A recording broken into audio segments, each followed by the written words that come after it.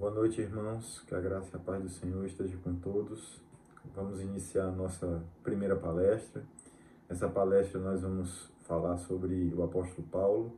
Eu não vou narrar a vida dele como um todo, mas o nosso intuito é falar sobre um determinado aspecto de seu ministério. Então, no caso, o tema geral, o tema maior que está debaixo do tema da própria conferência seria Paulo, o homem que nega a si mesmo, mas não o evangelho. Meu nome é Renan, eu sou pastor da Segunda Igreja Presbiteriana de Linhares. E esse tema que eu vou aqui discorrer com os irmãos, ele faz parte de conclusões que eu pude tirar, aplicações que eu pude extrair do texto enquanto pregava a Segunda Igreja Presbiteriana de Linhares sobre a vida do apóstolo Paulo. Eu fiz uma exposição sobre a vida do apóstolo Paulo para a nossa igreja aos domingos de manhã e, por último, agora, nas últimas semanas, eu fiz a conclusão nos domingos à noite.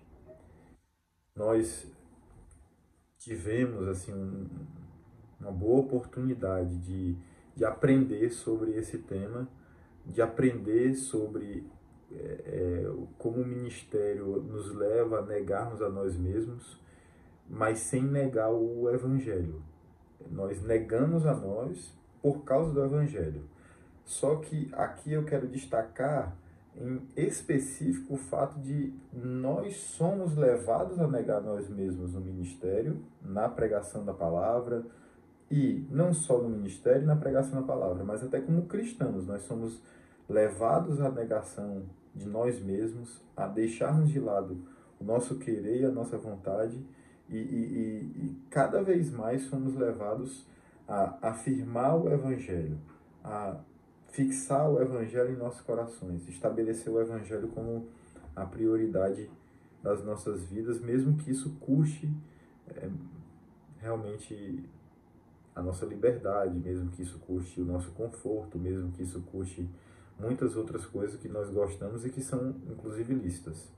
Então eu vou orar e pedir ao nosso Deus que nos abençoe para que tenhamos uma boa palestra, e depois disso nós começaremos lendo Filipenses 3, de 2 a 9. Vamos orar. Senhor, nós agora te pedimos, Pai, a iluminação necessária que só pode vir do Teu Espírito. Nos ajuda, Senhor, nesta oportunidade a Te servir, falando, ouvindo, e todos, tanto o que fala como os que ouvem, sirvam a Ti, Senhor Deus, meditando, refletindo sobre aquilo que vão ouvir falar hoje aqui. Em nome de Jesus. Amém. Vamos ler então Filipenses capítulo 3, do versículo 2 ao 9. Acautelai-vos os cães, acautelai-vos os maus obreiros, acautelai-vos da falsa circuncisão, porque nós é que somos a circuncisão, nós que adoramos a Deus no Espírito e nos gloriamos em Cristo Jesus e não confiamos na carne. Bem que eu poderia confiar também na carne. Se qualquer outro pensa que pode confiar na carne, eu ainda mais. Circuncidado ao 8º dia, da linhagem de Israel, da tribo de Benjamim, hebreu de hebreus, quanto à lei fariseu, quanto ao zelo perseguidor da igreja, quanto à justiça que há na lei irrepreensível. Mas o que para mim era lucro, isto considerei perda por causa de Cristo. Sim, deveras considero tudo como perda, por causa da sublimidade do conhecimento de Cristo Jesus, meu Senhor, por amor do qual perdi todas as coisas e as considero como refúgio para ganhar a Cristo e ser achado nele, não tendo justiça própria, que proceda de lei, senão a que é mediante a fé em Cristo, a justiça que procede de Deus, baseada na fé.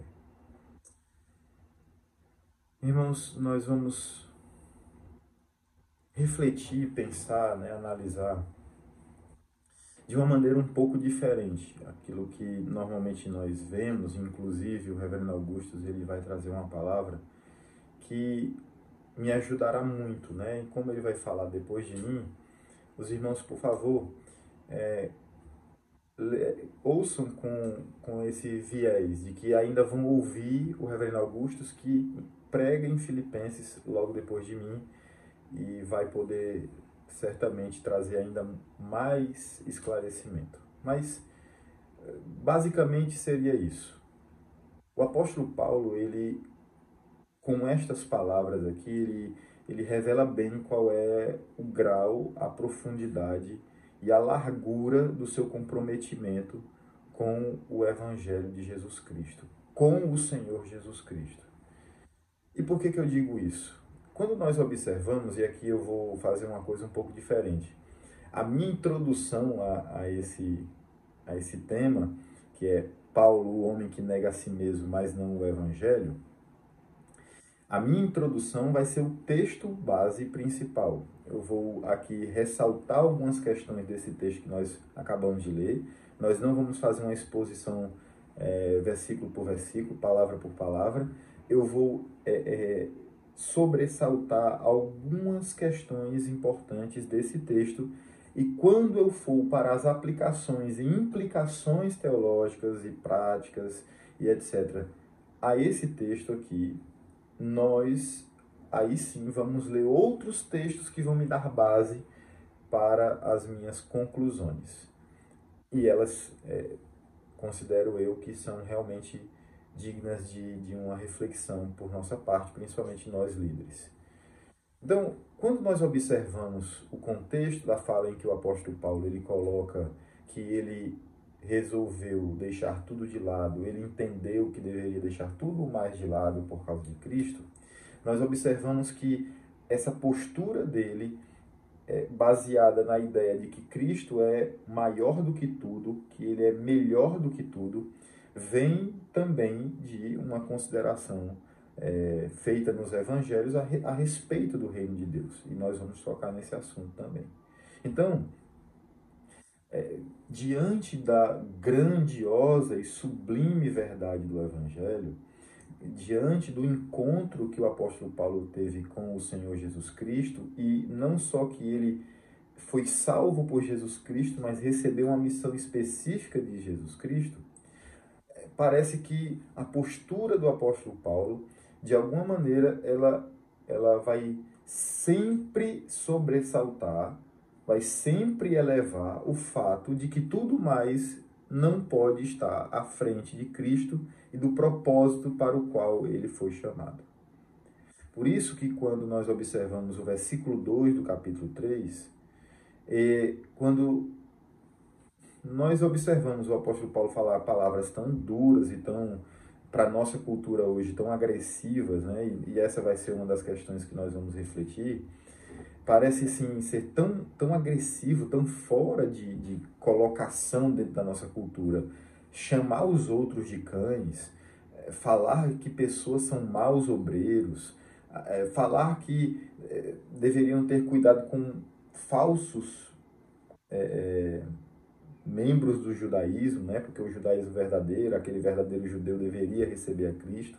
O falso judeu, aquele que não é filho de Abraão, pela fé, nega o Senhor Jesus Cristo, ele usa palavras para se referir a essas pessoas específicas, todos sabiam de quem se tratava, e ele usa esse tipo de vocabulário para com essas pessoas.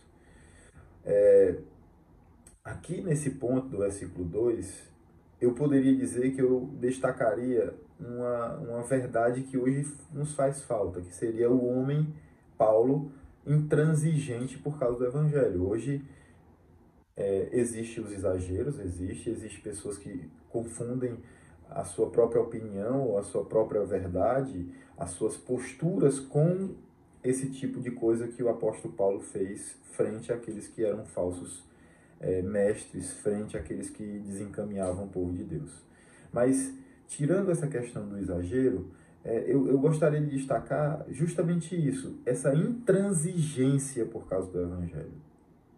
Então, o apóstolo Paulo, ele, em primeiro lugar, ele vai colocar assim, olha, não existe nenhum homem que possa se levantar contra o evangelho, não existe nenhum homem que possa ensinar um falso evangelho que passe ileso, que tenha que ser respeitado de uma maneira que, às vezes, na nossa cultura hoje, tanto se prega, às vezes os pastores não citam nomes, não dizem, né, que aquele fulano é um mal para a igreja, ou até mesmo pessoas do nosso meio que fazem mal à igreja, que dividem a igreja, que causam malefícios à igreja, e nós temos uma confissão de fé para nos ajudar a, vamos dizer assim, trazer um pouco de unidade a esse povo. Com tudo isso, as pessoas ainda têm dificuldade de se colocar contrário, vamos dizer assim, a esses que fazem tais coisas em nome de um zelo pela imagem que não se justifica. Paulo não fez isso. Então, nós observamos aqui essa intransigência de Paulo. Paulo, ele não abria mão de dizer, isto está errado, isso não é correto. Havia, sim, um bom corpo de doutrina, havia, sim, clareza sobre o que era verdade, não se trazia assim, isso é a sua opinião, pode ser verdade, pode não ser. Não, Paulo diz assim, de acordo com aquilo que está correto, esta pessoa quando diz isso, esta pessoa quando fala aquilo, ela pode ser adjetivada, por exemplo, como cão, que nós deveríamos acautelar delas. Nós poderíamos dizer que elas são más, essas pessoas que fazem tal coisa, que deveria haver uma cautela porque são pessoas que ensinam falsas doutrinas. Então, pode observar, a fala do apóstolo Paulo, ela tem por base algo que é muito fixo, muito bem estabelecido, o que hoje realmente não se busca mais. A segunda coisa que eu quero dizer que não se busca mais é que o mundo hoje não quer mais esse tipo de verdade tão absoluta, posturas tão sectárias, vamos dizer assim, de separação tão forte, né, de isso aqui é certo, isso aqui é errado, isso aqui é de Deus, isso aqui não é, isso aqui é um falso mestre, isso aqui é um verdadeiro mestre. O mundo não quer mais isso, e isso entrou dentro da igreja. A nossa mentalidade já foi influenciada por isso. Então aqui, só retornando aqui um pouquinho, eu já ia passar para o próximo ponto, mas é muito importante que eu diga isso. A postura do apóstolo Paulo frente a Elimas, por exemplo, né, que se opôs à pregação dele, e ele foi tão rígido e foi tão duro com aquele falso profeta judeu, a ponto de dizer que era, né, mal, era o maligno, era o mal, e foi muito duro com ele. Você também tem o caso de pessoas que em tantos e tantos momentos ouviram palavras de Jesus Cristo, de raça de víboras e etc. Observe, sempre há uma postura muito delimitada por determinadas convicções sobre o que entende-se ser a verdade do Evangelho, a verdade de Deus, a mensagem dos profetas e a mensagem da lei de Deus. Isso daí é muito importante que a gente destaque aqui. Segundo, aí agora eu vou para o segundo ponto. Versículo 3, ele já vai destacar aqui um apóstolo Paulo que, como eu disse, ele coloca as coisas nos seus devidos lugares. Então, veja, depois dele dizer negativamente, ele vai falar positivamente, dizendo o seguinte, não, eles são errados, nós estamos certos. Imagine isso na nossa cultura. Nós estamos certos, eles estão errados. Nós somos a verdadeira circuncisão. Qual é a verdadeira circuncisão na nova aliança? A circuncisão do Espírito. Nós somos os verdadeiros circuncidados porque nos gloriamos em Cristo Jesus. Nós não nos gloriamos na carne, ou seja, não é um sinal na nossa carne, mas sim o fato de estarmos salvos em Cristo pelo Espírito. É o fato de estarmos glorificando a Deus no Espírito por meio de Jesus Cristo. É o fato de nós estarmos adorando a Deus no Espírito, fazendo como Deus requer de nós nessa nova dispensação. Então, nessa nova dispensação é assim. Na antiga dispensação também era assim, só que por sinais e aspectos outros que eram próprios daquela época. Mas hoje, como o apóstolo Paulo vai dizer em outros momentos, o verdadeiro judeu, que é realmente judeu, ele aceita o Senhor Jesus Cristo como seu Messias. Ele aceita o Senhor Jesus como o enviado de Deus, o Filho de Deus. O que nega é incrédulo. O apóstolo Paulo ele vai colocar isso muito claramente ao longo do seu ministério. Que quando ele pregava numa sinagoga, aqueles que criam creram. Ele dizia, creram. Os que não creram diziam, incrédulos. Então, existia uma separação muito bem estabelecida. Paulo, ele era um homem que realmente entendia que deveria haver um estabelecimento do evangelho, um estabelecimento da verdade, doa a quem doer. Inclusive, doa a quem doer nele. Ele mesmo, muitas vezes, teve o seu corpo, teve sua vida, teve mudanças na sua trajetória que foram absolutamente fora daquilo que ele pensou, mas que mesmo assim ele tinha que se submeter a essa vontade de Deus. Continuando. Aqui no versículo 4, você vai observar que Paulo começa a mostrar. Olha, esse aqui não é o evangelho. A circuncisão verdadeira agora na nova aliança não é assim. Quem prega o contrário seriam os cães, seriam os falsos obreiros, os adeptos de uma falsa circuncisão. Esses não adoram a Deus. E aí ele vai dizer o seguinte: se essas pessoas chegam para vocês e elas se vangloriam, elas se gloriam por coisas erradas, por isso que é vanglória. Eu digo a vocês o seguinte: eu tinha muito mais motivos do que qualquer outro. Eu nasci judeu. Tive todos os privilégios de um judeu. Fiz coisas que um judeu tinha para fazer para chegar ao máximo, né, do que seria a sua religião e tudo aquilo que envolvia aquela religião. E, diante do cenário desse privilégio, ele se engajou tanto numa luta santa, entre aspas, numa batalha santa contra o cristianismo, que ele se tornou perseguidor, assassino, perseguidor, aprisionador de cristãos. Ele consentiu em mortes, ele esteve presente em mortes. Ele foi um homem que realmente se engajou na luta pela sua religião. E aqui, irmãos, entra uma questão muito importante. Era dever do judeu, se ele vivesse na antiga aliança, segundo as próprias leis de heresia, quando uma pessoa se levantar para falar uma coisa que ela não estava de acordo com a vontade de Deus, o Antigo Testamento deixa bem claro, essa pessoa tinha que ser apedrejada. Um falso mestre, um falso profeta, aquele que falava da parte do Senhor sem ter sido do Senhor, deveria ser apedrejado. Então, quando o apóstolo Paulo ele se engaja com isso, era porque ele estava convicto, certo de que aquele dali era o caminho correto.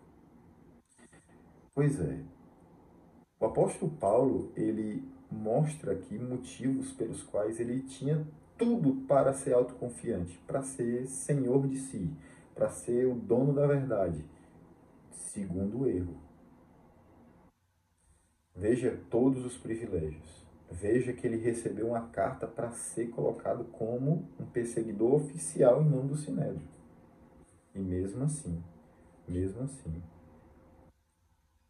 ele negou todos esses privilégios. Ele deixou de lado todas as coisas. Como ele diz no versículo 7. Mas o que para mim era lucro, isto considerei perda por causa de Cristo. Então,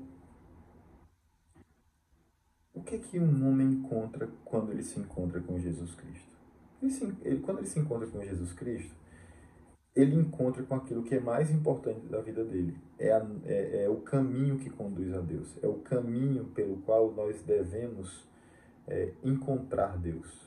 Por este caminho nós vamos nos encontrar com Deus.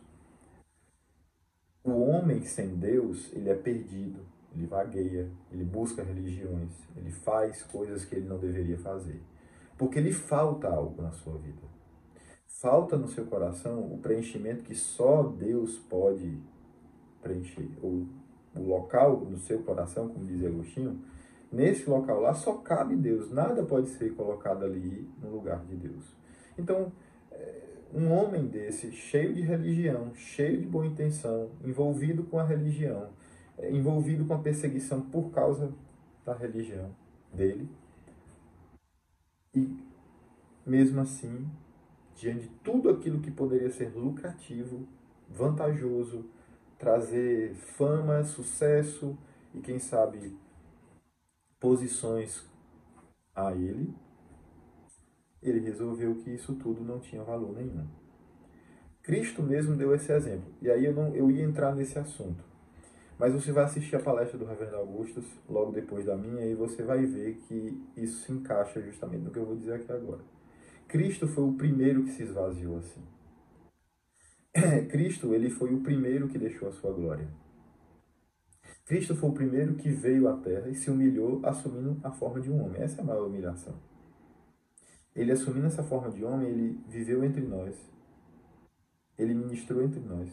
Foi rejeitado, cuspido, julgado, morto na cruz, foi colocado numa cruz, símbolo de maldição, de homem renegado, de homem último, e ressuscitou ao terceiro dia, foi assunto aos céus, está à direita de Deus Pai Todo-Poderoso, e o Espírito Santo ele veio sobre a igreja como um sinal da sua vitória no dia de Pentecostes. Então, Cristo é esse primeiro que nos mostra que temos que ser humildes assim. O reverendo Weber vai falar sobre essa questão da humildade. Só que muitas vezes, irmãos, as pessoas estão usando essa humildade que é apresentada no próprio ministério do apóstolo Paulo para negar os versículos anteriores, por exemplo. Não, porque nós somos humildes, porque nós somos... E que muitas vezes está mais ligada a absorver um espírito do nosso tempo.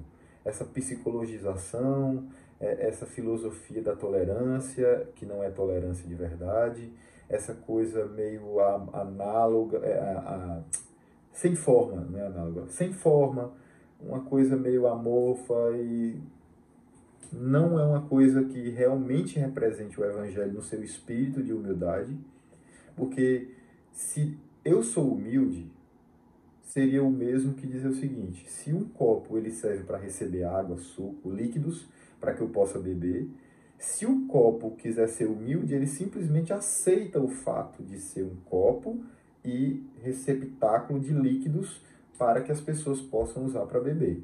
O que é o orgulho? O que é a vaidade? O que é não aceitar a sua posição? O que seria rejeitar a humildade, em outras palavras? Seria se negar a ser copo, seria se negar a receber líquidos, seria se negar, inclusive, a sua própria existência e dizer assim: me quebrem.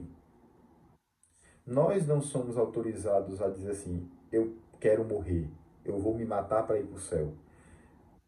Nesse contexto do sofrimento, nesse contexto da dor, às vezes a gente pode até dizer isso, que não queria viver, que reclama da vida, é claro, é pecado, mas a verdade é que isso não é reflexo de uma humildade, isso não é uma consequência de humildade. A verdadeira humildade é aceitar o plano de Deus para a nossa vida, é fazer o papel que Deus nos deu para fazer. Pastores humildes lideram, pastores humildes dão a direção, pastores humildes eles fazem a vontade de Deus. Ele não é aquele que se nega a fazer a vontade de Deus que é o humilde. Não é aquele que deixa de falar porque ele é humilde. Não é aquele que deixa de pregar porque ele é humilde.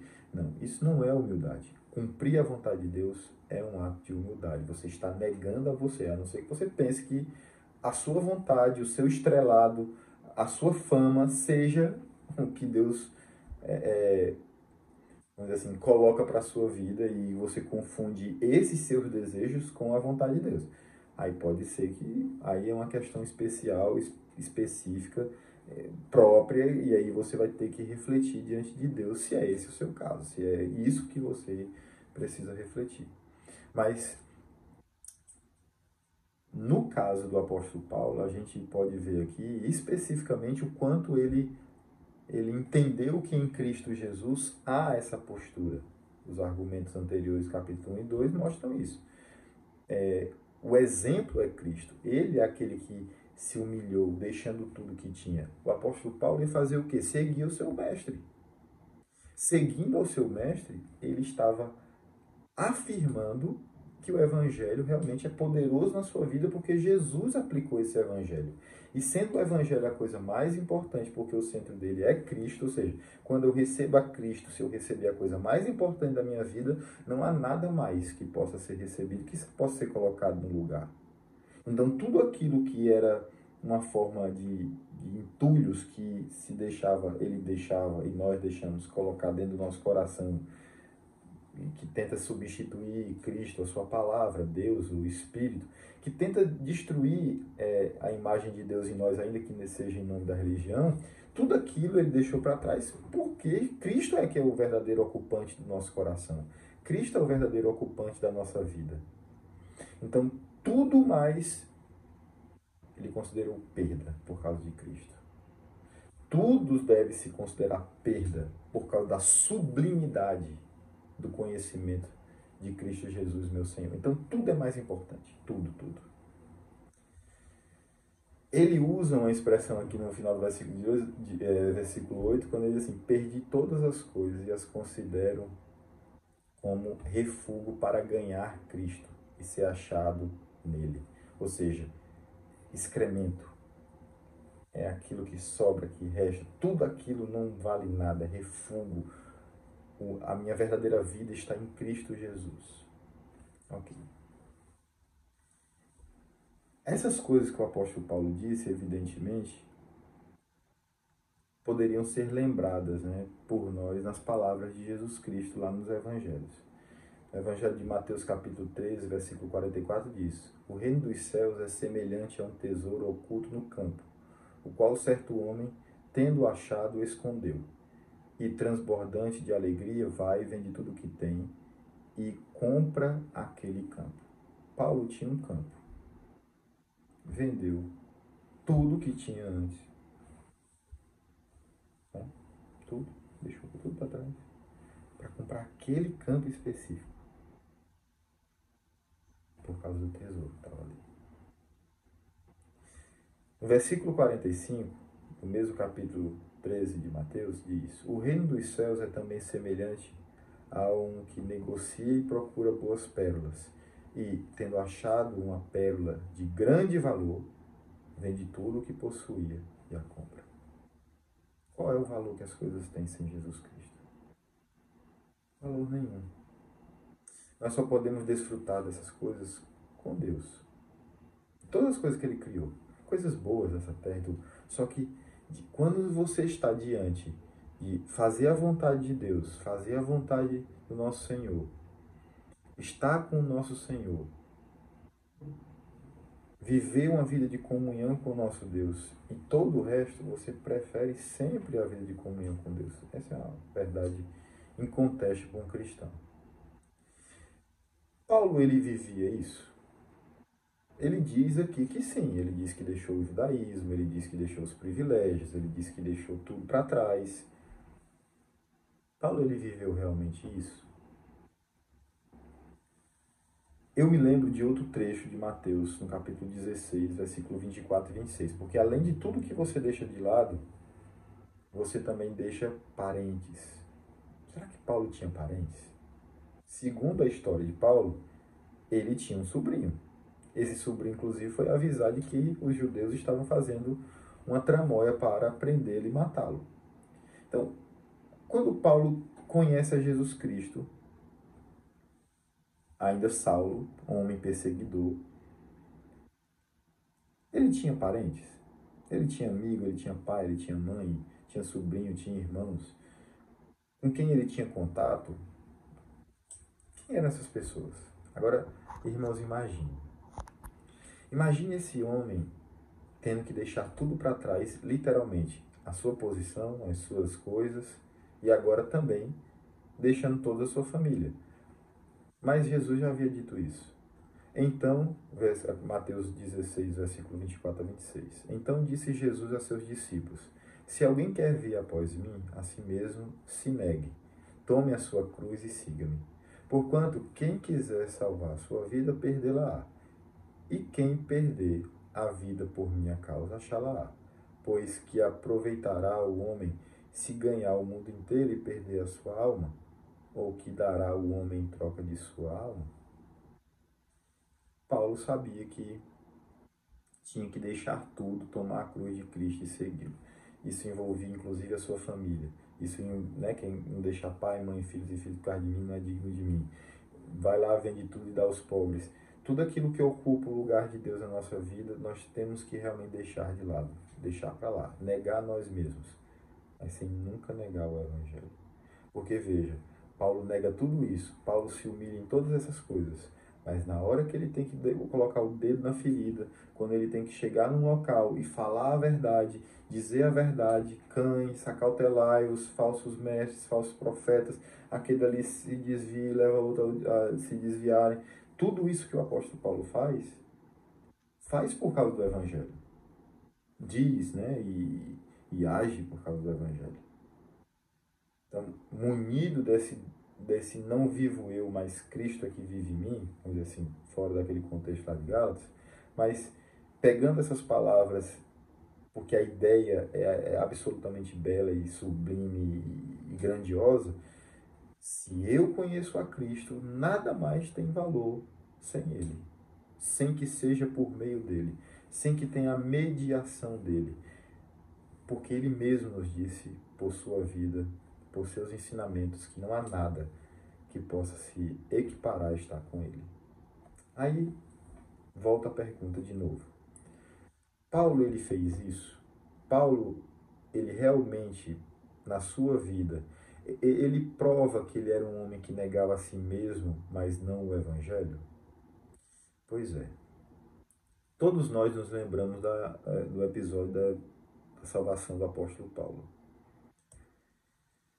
Quando ele estava se dirigindo a Damasco para aprisionar pessoas, no meio do caminho o Senhor Jesus Cristo, ele chamou o apóstolo Paulo para o seu lado, chamou para o Evangelho, salvou e etc.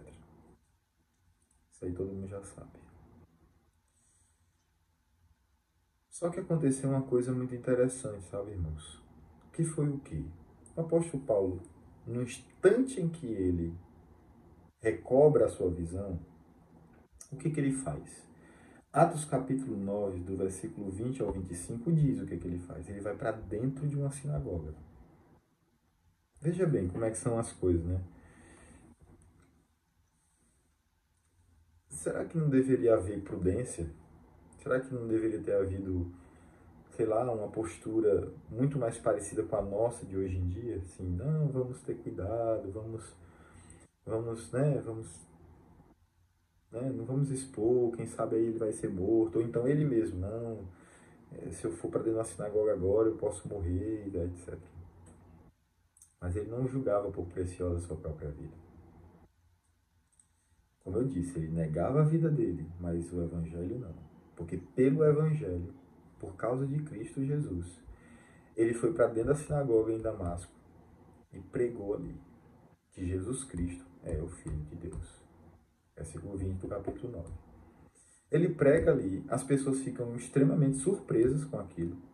E por conta disso, eles fazem planos para matar o apóstolo Paulo. Versículo 24 diz isso.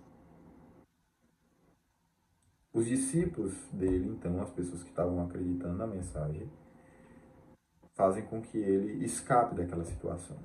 Aí você diz assim, agora ele vai sossegar um pouco, foi uma ameaça muito forte, pessoas em Jerusalém já devem estar sabendo, vai começar, ou se não estão sabendo, vai chegar a notícia. Era assim que nós pensaríamos, irmãos. Nós pensaríamos em nós. Hoje está muito comum isso, a gente pensar na gente. A gente pensa no perigo que vai ser para nós. Nós vamos perder o quê? A liberdade? Nós vamos perder o carro? Nós vamos perder a casa? Nós vamos perder a nossa posição dentro da denominação? Nós vamos ter menos convites para pregar? Nós vamos ter menos fama dentro da igreja? Existe uma série de coisas que nós pensamos quando nós temos que afirmar determinadas questões do Evangelho, determinadas posições que historicamente nós sempre defendemos. Então nós temos, por exemplo, uma confissão de fé, os catecismos, com posições claras, mas em nome de uma conciliação estranha para todos que já foram reformados ao longo da história, hoje nós estamos construindo um novo tipo de ser reformado. Tudo por quê? Não é porque a gente está chegando a conclusões bíblicas, mas é porque nós estamos chegando a conclusões denominacionais. Nós estamos chegando a conclusões de que precisamos conviver, mesmo que isso custe determinadas doutrinas. Não, então veja bem, não é uma questão de transformar a confissão de fé e os catecismos num livro inspirado, que não pode ser mexido. Mas vamos mexer por quê? Nós vamos discordar por quê? É porque eu cheguei a uma conclusão bíblica, olhando para a história, olhando para os nossos antepassados, ou é porque nós estamos dispostos a abrir mão do que não nós deveríamos abrir, ou do que nós não temos consciência plena que devemos abrir, por causa de outras posturas, de outros motivos, de outras questões? A unidade é muito importante, mas acima da verdade é o mesmo que Paulo diz assim: eu não vou me arriscar por causa do evangelho. Eu não vou pregar o evangelho por causa que eu já fui perseguido em Damasco. Tiveram que me descer pela muralha para eu não morrer. Então, lá em Jerusalém, para onde eu vou agora, ele sai de Jerusalém para perseguir. Volta para Jerusalém não mais como perseguidor, mas como o perseguido. Muda a figura. Ele volta para lá. E o que ele faz? Fica quieto, porque a prudência manda isso. Fica, irmãos? Não fica. O Paulo, Saulo antes, ele vai para Jerusalém e começa a pregar a Jesus Cristo. Começa a pregar. Isso dá um medo no povo que estava dentro da igreja. Os irmãos na igreja ficaram todos com medo. Será? Ele saiu daqui para ir matar, para ir prender, e agora ele já está aqui no nosso meio. Foi coragem daqueles irmãos. Confiar mesmo no que Deus pode fazer. E estarem dispostos a entregarem a sua vida até numa situação como essa de risco. Paulo era um homem conhecido por ser alguém que não poupava os hereges, vamos dizer assim.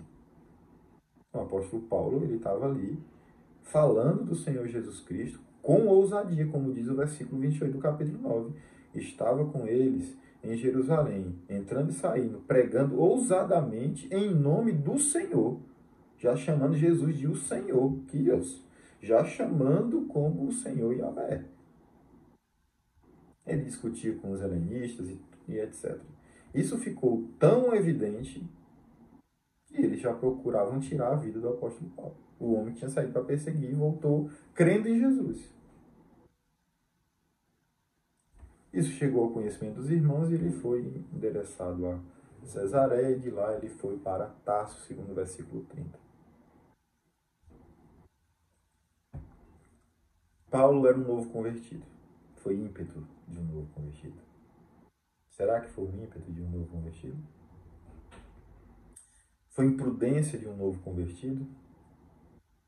Parece que não, irmãos. Parece que essa é a postura que um crente deveria ter.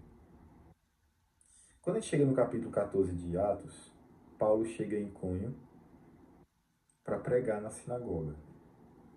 É interessante, ele vai para dentro da sinagoga e fala que Jesus Cristo é Deus, que Jesus Cristo tem que ser crido como Messias.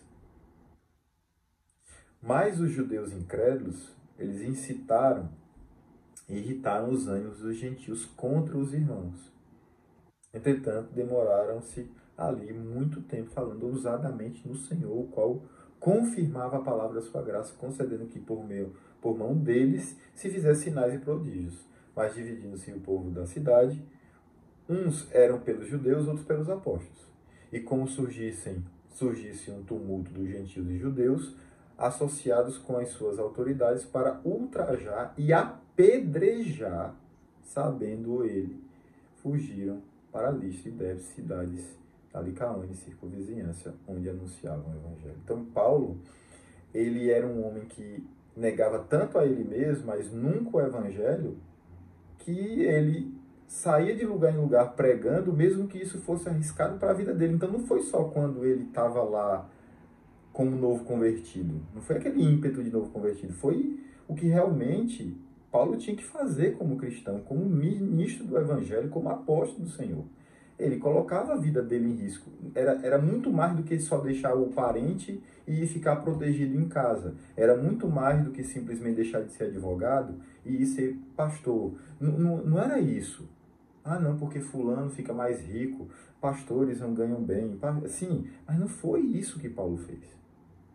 Paulo deixou tudo isso para trás e ainda foi cumprir cabalmente seu ministério. Aquilo que estava sendo posto por Deus para a vida dele. Não tinha negociação aí nessa situação. Paulo chegou lá, pregou, o pessoal fez de novo toda aquela moitinha, como diz aqui no Nordeste, para prender e matar. Paulo deixou e continuou a sua viagem. É interessante a gente notar que o apóstolo Paulo saiu de lá com esse problema. Vamos para o capítulo 14, agora vamos lá para o versículo 19. Olha o que acontece a partir do versículo 19. Sobrevieram, porém, judeus de Antioquia e Icônio, e, instigando as multidões e apedrejando a Paulo, arrastaram-no para fora da cidade, dando-o por morto. Odiando, porém, os discípulos, levantou-se e entrou na cidade. No dia seguinte, partiu com Barnabé para Derbe, e, tendo anunciado o evangelho naquela cidade e feito muitos discípulos, voltaram para Listra e Icônio e Antioquia, fortalecendo a alma dos discípulos, exortando-os e a permanecer firmes na fé e mostrando que através de muitas tribulações nos importa entrar no reino de Deus. Foi perseguido, saiu correndo, foi para mais para frente, foi apedrejado, dado como morto. Ao invés dele sossegar, aqui seria assim, rapaz, vai sossegar, vai para casa, vai para Tarso, volta um pouquinho para lá, fica em algum lugar escondido, vai lá para a Arábia, fica um pouquinho escondido aí, já que você já foi apedrejado, já passou por essa dificuldade, já está nessa situação difícil. Faz o seguinte, vai para um local, descansa, recupera as forças, cura essas feridas. Ele não faz isso. Ele volta para Icônio, de onde ele já tinha saído por causa da perseguição, irmãos. Para confirmar os irmãos na fé. Agora, o que é que ele dizia para fazer isso? Ele dizia o seguinte, olha, se todo mundo vai ser perseguido por causa do evangelho, se os irmãos que estão recebendo a pregação, imagine um gentio, um judeu que recebia a pregação, se convertia, ou era convertido, melhor dizendo, vai para o lado do Senhor. Ok. Aí, essa pessoa perdia negócios, essa pessoa perdia emprego, essa pessoa deixava de ter amigos, essa pessoa era rejeitada na sinagoga, essa pessoa saía dos sindicatos dos vendedores, dos navios, e dependendo da profissão dela, ela tinha aqueles grupos e se convertendo ao cristianismo, deixava de lado os deuses e perdia aqueles benefícios. E agora? Esses irmãos precisam de fortalecimento. Se eu, que sou o líder, sou o primeiro a dizer, não vamos ter medo, não vamos ter cuidado, aí, se eu sou o primeiro a que não demonstro justamente isso, que importa entrar no reino de Deus, independente de qualquer coisa, se eu for ser perseguido, independente se eu for ser morto, independente se eu vou perder tudo, eu não tenho mais por preciosa a minha vida. Eu não me importo mais, de uma maneira absoluta, né, acima de tudo, com a minha vida, de preservar a minha vida. Paulo sabia disso. Então, por causa do Evangelho, por causa do Senhor Jesus Cristo, ele negava a vida dele. Então, era um homem que negava a vida dele, mas nunca o Evangelho. O Evangelho estava ali firme. Parecia até ser um homem teimoso. Parecia ser até um homem... Imagina o apóstolo Paulo na nossa época hoje, tinha que tomar um Rivotril para acalmar, para depois voltar para o ministério. Tinha que ir para um psicólogo de pastores. Imagina, meu irmão. E eu fico pensando que isso não era só o apóstolo Paulo. E os outros apóstolos que morreram e foram trucidados, perseguidos, perderam as coisas que tinham, os irmãos que saíram correndo, inclusive do apóstolo Paulo de dentro de Jerusalém, deixando tudo para trás. deixando tudo para trás. Você tinha uma casa, você tinha um comércio, você tinha um negóciozinho, você tinha uma roça, perseguido pelos judeus por causa do cristianismo, por causa da fé, eles saíram, se espalharam, perdendo tudo. Então, ele sabia que no coração dele tinha que estar isso. E tinha que realmente se mostrar na vida dele isso. Infelizmente, o ministério hoje mudou muito, irmãos, muito. Muito mesmo. O ministério hoje virou um comércio, virou progressão acadêmica, virou motivos pessoais de estrelismo, de agendas e todos esses negócios aí, virou outra coisa. Pastores não vivem mais para o evangelho e para viver assim até a última consequência o evangelho. E essa pandemia foi uma amostra disso. Porque muitos pastores, muitas pessoas simplesmente cegaram diante do medo da morte. A gente tem que ter cuidado? Tem que ter cuidado. É evidente que tem que ter cuidado. Mas foi quase que uma catarse ficar em casa. Foi quase que uma catarse trancar as igrejas, fechar as igrejas, indiscriminadamente saiu fechando a igreja. Não se analisou e passou longos períodos dessa maneira, justamente porque parece que não foi simplesmente precaução, foi até medo de morrer, assim, realmente um medo, a responsabilidade. Ah, mas se eu abrir a igreja e alguém morrer, eu vou ser o responsável. Imagine Paulo pregando para uma pessoa hoje, se convertendo a essa pessoa pelo Espírito, e amanhã ela sendo morta por causa disso. Então alguém que foi chamado para o culto, que a convocação é do Senhor, ela vai para o culto, morre lá e você pensa que a culpa é sua. Nós não fomos chamados dessa maneira. São coisas distintas que têm o seu papel, é verdade. Uma coisa lá é da chamada, outra coisa é o culto. Eu entendo. Eu não quero entrar nesse mérito. Agora, a verdade, irmãos, é que foi realmente uma coisa fora do comum que aconteceu. A igreja se amedrontou, os pastores se amedrontaram, eles seguiram especialistas, eles deram mais ouvidos à televisão. Os infectologistas tinham mais poder do que os próprios pastores. A Bíblia, ela fala sobre essa questão de doenças, epidemias, fala sobre esse problema e não fala que a solução era dessa maneira. Mas mesmo assim a gente meio que não pensou. Nós todos, pastores, ficamos meio que reféns de um espírito de autoridade ou de uma substituição de toda e qualquer autoridade. Os governadores, o presidente, os prefeitos, os ministros do STF, o Ministério Público, os médicos, os especialistas, todos tinham mais poder sobre as decisões que precisam ser tomadas do que pastores, presbíteros, conselhos e pior, do que a Bíblia. Foi realmente uma coisa muito difícil, né? Nós sabemos que realmente não é fácil lidar com essa situação, não foi fácil para nós aqui também. Foi muito difícil ter que lutar contra tudo isso, mas a verdade é essa, irmãos.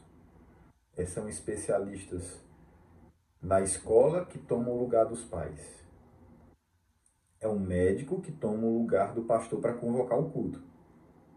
Que, no caso, o pastor só faz repetir a convocação de Deus.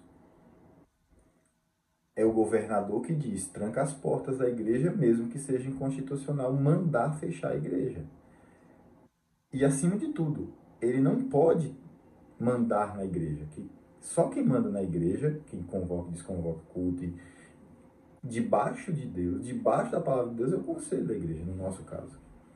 Então, foi uma crise que também mostrou esse problema da autoridade do especialista, daquele que manda, daquele que não manda, e etc. E tal. Então, isso merece realmente uma atenção toda especial da nossa parte, porque nós devemos, sim, penso eu, estar dispostos a sofrer, se for o caso, de realmente passar por dificuldades para manter o evangelho, mesmo que nós estejamos nos negando profunda e radicalmente. Um outro episódio que me chama a atenção é quando Paulo, no capítulo 16, vá por favor, lá do capítulo 16, versículo 16, quando ele diz assim: aconteceu que indo nós para o lugar de oração, em Filipos, nos saiu ao encontro uma jovem possessa de espírito adivinhador, a qual, adivinhando, dava grande lucro aos seus senhores. Seguindo a Paulo e a nós, clamava dizendo: estes homens são servos do Deus Altíssimo e vos anunciam o caminho da salvação. Isso se repetiu por muitos dias. Então Paulo, já indignado, voltando-se, disse ao Espírito: em nome de Jesus Cristo, eu te ordeno, retira-te dela. E ele, na mesma hora, saiu.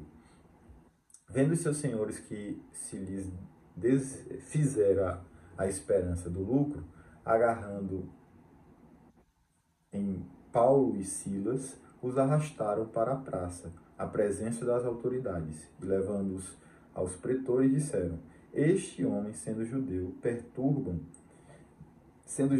perturbam a nossa cidade, propagando costumes que não podemos receber, nem praticar, porque somos romanos. Levantou-se a multidão unida contra eles, e os pretores, rasgando-lhes as vestes, mandaram açoitá-los com varas. E depois de lhes darem muitos açoites, os lançaram no cárcere, ordenando ao carcereiro que os guardasse com toda a segurança.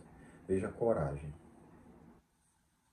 Paulo, uma moça falando que eles falavam a paz de Deus. Paulo tolerou isso alguns dias. Chegou um momento que Paulo foi lá e expulsou o demônio daquela moça. É interessante que agora seria o momento de se vangloriar, né? Olha, tá vendo? E até usar aquilo, é uma estratégia, né? Vamos nos aculturar e tal. Todas esse linguajar que hoje é tão presente, que parece que não é Jesus que tem poder para salvar. Sou eu com a minha pregação muito legal, sou eu com o meu jeito muito especial. Negam a confessionalidade da igreja. Não, como é que a gente não vai ter isso, não vai ter aquilo no culto? Como é que nós vamos deixar de ter isso, não vamos deixar de ter aquilo? Todo tipo de desculpa contra uma verdade, irmãos, absoluta, que é que Cristo é que salva. É o Espírito Santo que salva. Hoje, essa é uma realidade quase que estranha para a maioria dos pastores, porque eles pensam que é ele, ou que são eles, no caso, são eles os pastores, porque são muito inteligentes, têm canudos, doutorados, mestrados, são formados no seminário, têm uma igreja grande, são muito articulados, têm uma palavra muito boa, têm uma banda muito legal, tem um templo bonito, cheio, rico. Aí você pensa que isso daí vai trazer mais pessoas para a igreja. Pobre de nós pecadores que pensamos isso, porque a salvação vem de Deus. E se ela vem de Deus, Paulo poderia agir daquela maneira ali, sem pensar assim: se eu fizer isso, assim como no Elimas lá, né? Se eu fizer isso, pode ser que essa pessoa se ofenda, não queira mais o evangelho, ou então vai falar mal de mim porque eu fiz isso, eu repreendia, porque ela estava fazendo tal coisa. Não vou repreender assim, eu vou ser mais, né, político, polido, alguma coisa desse tipo, né? E não é essa receita. Ainda que a gente tenha que tratar bem as pessoas, e não precisa ser grosseiro com as pessoas, mas existem momentos que a gente precisa ser firme, né? E precisa ser duro em alguns momentos, e precisa realmente falar aquilo que, a partir do evangelho, é claro, e hoje não se fala. E porque temos medo das consequências. Imagine, a consequência de Paulo foi ser rasgado em praça pública, foi ser açoitado em praça pública e ser preso. Por último, irmãos, e aqui eu vou concluir a minha fala para dizer o seguinte: Paulo, ele realmente era um homem que negava a si mesmo, mas não o evangelho. Paulo, ele, a partir do capítulo 21, começa o seu retorno para Jerusalém. Retorno assim, ele vai para Jerusalém, né? Os irmãos conhecem bem a história, sabendo que lá ele vai ser preso. Deus havia dito isso a ele. O Senhor Jesus Cristo disse que ele ia ser preso. Quando ele chega em Tiro, O grupo de irmãos de Tiro diz isso para ele. Mesmo assim, ele continua andando em direção a Jerusalém. Quando ele chega em Cesareia, depois de Tiro, lá, Ágabo, ele vai até a cidade, profetiza para Paulo, dizendo que ele vai ser preso em Jerusalém. Interessante aqui, nesse momento aqui, porque parece que a pressão foi maior, líderes, né? Lá em Tiro, parece que os irmãos ficaram muito, né, chorosos e tudo. Deus já tinha dito isso para o apóstolo Paulo lá em Atos 19, lá em Atos 20, quando ele conversou com os presbíteros lá de Éfeso e tudo. Já havia essa realidade, mas agora o Espírito Santo estava confirmando isto. Então, veio em Tiro, o Espírito Santo falou, veio em Cesareia, o Espírito Santo falou por Ágabo, e aí o apóstolo Paulo, né, ele diz assim,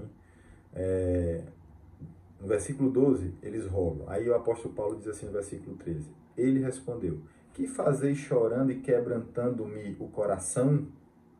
Paulo se mostrando um homem aqui que fica triste também por certas coisas. Então, o que vocês estão fazendo aí quebrantando meu coração? Por que vocês estão falando para eu não ir, sendo que esse é o caminho que Deus quer que eu trilhe? É o Espírito Santo que quer assim. Pois estou pronto não só para ser preso, mas até para morrer em Jerusalém pelo nome do Senhor Jesus. Como, porém, não o persuadimos conforme dissemos. Faça-se a vontade do Senhor. Então o povo, diante daquilo ali, não tinha mais o que fazer. É isso que é a vontade do Senhor. Agora, vá para o capítulo 23, versículo 11. Olha essa conversa de Jesus com Paulo. Ou de Paulo com Jesus, de Jesus com Paulo. Veja como foi que o Senhor Jesus Cristo falou para ele. Na noite seguinte, o Senhor, pondo-se ao lado dele, disse, coragem, pois do modo por que deste testemunho a meu respeito em Jerusalém, assim importa também o faças, importa que também o faças em Roma. Veja, o propósito de Jesus pelo Espírito Santo agora revelado pelo Espírito Santo antes, e agora Jesus mesmo falando com o apóstolo Paulo, diz para ele, olha, a sua vida está nas minhas mãos de tal maneira, eu quero que você cumpra um trabalho de tal maneira que eu vou fazer com que você seja preso. Veja que não tem conforto, não tem esse negócio não tem politicamente correto, não tem esse negócio de Deus bonzinho. Ah, não, Deus só quer o meu bem, Deus só quer aquilo que é bom para mim, no sentido de que só são as coisas boas que são para mim e não boas aos olhos de Deus. É uma coisa existencialista, Deus, um Deus existencialista, que não trata ninguém mal, que não fala duro com ninguém. Esse é o Deus do Antigo Testamento, né? Veja, né, como é que são as coisas. O que Deus nos manda é ter coragem. Quando o apóstolo Paulo entra naquele barco e o barco sacoleja para todo lugar, no mar Mediterrâneo, e fica à deriva e aquela confusão toda, Paulo tinha dito, olha, não vamos não. E o povo disse, nós vamos. O povo não, né? O centurião, o mestre do barco, o piloto lá, os especialistas disseram, vamos, dá para ir. E Paulo dizia, não, a palavra de Deus era não ir, mas chegou lá no meio, depois das tantas, Paulo veio, olha, eu tinha dito que não éramos para ir, mas Deus me disse que a gente tivesse bom ânimo, que ninguém vai morrer. Então, no meio dessas circunstâncias difíceis, Deus não diz que não haveria problema, que nós não seríamos perseguidos, que nós não seríamos presos, que nós não seríamos acochados, que nós não seríamos fustigados com varas. Não é isso que Deus fala. Deus sempre falou que estaria conosco em meio às dificuldades. Eu vim de carro de Linhares para cá, rapaz, irmãos, digo a vocês, os últimos quilômetros aqui para chegar em Fortaleza foi muito difícil superar aqueles quilômetros ali. E eu vinha lembrando disso. Deus nos prometeu um caminho, né, um percurso até a glória eterna, que aqueles que quiserem viver piedosamente serão perseguidos, que não são estradas como as americanas ou europeias, são como as estradas brasileiras, momentos muito bons que parece assim, rapaz, isso aqui tá uma maravilha, dá para andar à vontade, você fica ali economizando combustível, você não tem maiores angústias, não tem acidente, não tem nada disso. mas em outros momentos você passa pelo aperto, você passa pela prova. É buraco, é rasgo de pneu, você sai da estrada, você vai para o acostamento, o caminhão quase te mata. É assim, irmãos. Nunca foi um, um chamado para uma existência nem para nós pastores, nem para nenhum crente. Nunca foi um chamado para se sentir assim, confortável. Ah, você vai passar a sua vida inteira naquele conforto, naquela bênção, berço esplêndido, né? Nada disso foi prometido a nós. Isso, irmãos, é porque a cada dia nós vamos vendo, porque até próprio Senhor Jesus, agora o apóstolo Paulo, nos mostrando, irmãos, quando nós negamos a nós mesmos, nós andamos pelo percurso colocado por Deus, proposto por Deus, estabelecido por Deus, que seja. Nós andamos por este caminho sabendo, este é o caminho do Senhor, esse não é o meu caminho. Eu não quero o meu caminho, eu quero o caminho do Senhor. Então, você vai caminhando, negando a você mesmo, mas enquanto você está nesse caminho, você afirma o Evangelho. Quando você tem que falar a verdade, você fala. Quando você tem que pedir perdão, você pede. Quando você começa a ver que está muita sensibilidade da sua parte, está muito cheio de não me toque, cheio de muita vontade, você não quer se expor, você não quer fazer as coisas do jeito que elas precisam ser feitas, aí você tem que lembrar, eu tenho que negar a mim mesmo. Jesus negou a ele mesmo, se esvaziando, né, para vir aqui até e nos salvar. O apóstolo Paulo, deixando tudo para trás, considerou tudo estrume, tudo esterco, tudo cocô. Porque tudo se comparado com Cristo. Última palavra. Seja corajoso nesse caminho. Põe o seu nome aí. Eu coloquei aqui, Paulo, o homem que nega a si mesmo. Você coloca seu nome aí. João, o homem que nega a si mesmo, mas não o Evangelho.